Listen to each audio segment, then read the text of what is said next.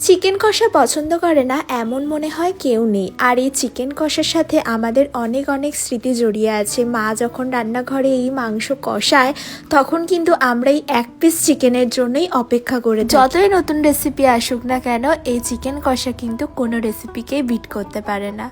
ফার্স্টে সর্ষের তেলের মধ্যে গোটা গরম মশলা আর গোটা জিরে ফোড়ন দিয়ে কয়েকটা আলুকে দুভাগ করে কেটে নিয়ে একটু লাল লালভাবে ভেজে তুলে নেব।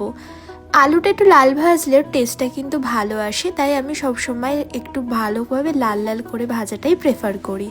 দুটো বড় সাইজের পেঁয়াজকে ভালো করে কুচি করে দিয়ে ভেজে নেব।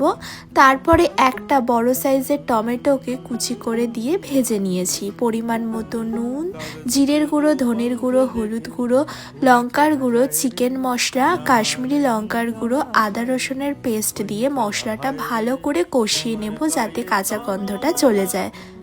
হাই ফ্লেমে গ্যাসটা রেখে চিকেনগুলো তার মধ্যে দিয়ে দেব। একটু নাড়াচাড়া করে গ্যাসের ফ্লেমটা লোতে রেখে টক দইটা ফ্যাটিয়ে দিয়ে দিয়েছি। ভালো করে চিকেনটা ধৈর্য ধরে কষাতে হবে ঢাকা দিয়ে। চিকেন থেকে ফার্স্টে জল ছাড়বে, সেই জলটাকে ভালোভাবে কষিয়ে কষিয়ে জলটা শুকিয়ে নিতে হবে। তারপরে কষাতে কষাতে খুব ভালোভাবে দেখবে তেল ছেড়ে গেছে।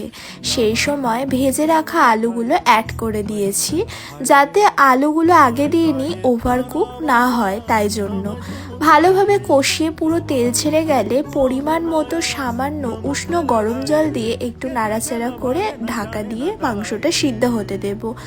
পুরো একদম গ্রেভিটা মাখো মাখো হয়ে গেলে নাড়াচাড়া করে নামানোর আগে গুঁড়ো গরম মশলা ছড়িয়ে গরম গরম সার্ভ করো ভাতের সাথে।